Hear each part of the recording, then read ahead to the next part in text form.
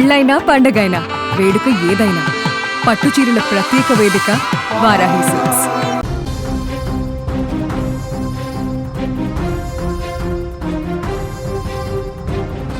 మేము చేసిన తప్పేంటి?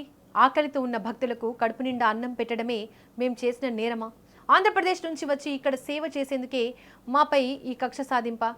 ఇది అరుణాచలంలో 6 ఏళ్లుగా వేలాది మంది భక్తుల ఆకలి తీరుస్తున్న ఒక తెలుగు నిర్వాహకుడి గుండెకోత. పరమశివుడు కొలువైన అరుణాచల క్షేత్రంలో తెలుగు వారికి ఘోర అవమానం జరిగింది. కనీసం ఒక్క నోటీస్ కూడా ఇవ్వకుండా, ఒక్క మాట కూడా చెప్పకుండా అధికారులు బుల్డోజర్లతో వచ్చి ఆశ్రమాన్ని నేలమట్టం చేశారు.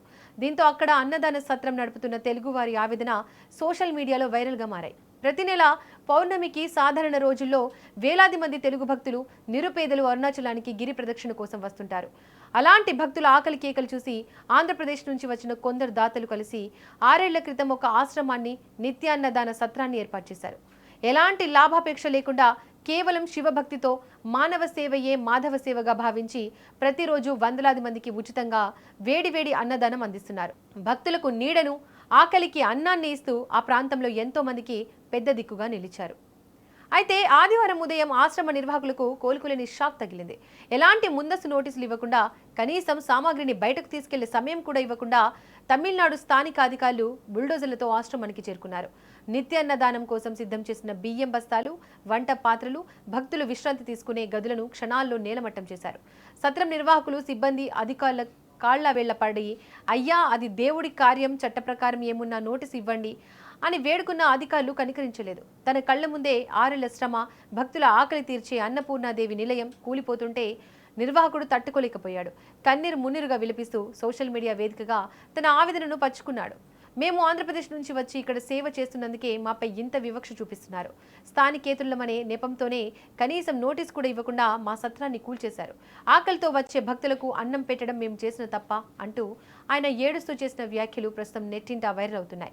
ఈ వీడియో సోషల్ మీడియాలో ప్రత్యక్షం కావడంతో తెలుగు రాష్ట్రాల్లో తీవ్ర ఆగ్రహ జ్వాలలు వ్యక్తమవుతున్నాయి. భక్తి క్షేత్రంలో కూడా ప్రాంతీయ వివక్ష చూపిస్తారా అని నెటిజన్లు ప్రశ్నిస్తున్నారు.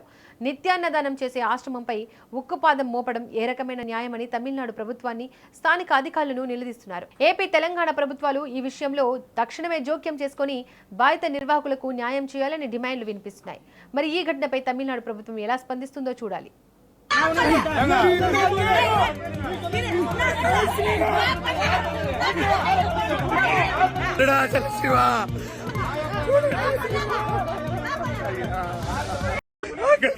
పూత భవనాన్ని నేలమట్టం చేశారు.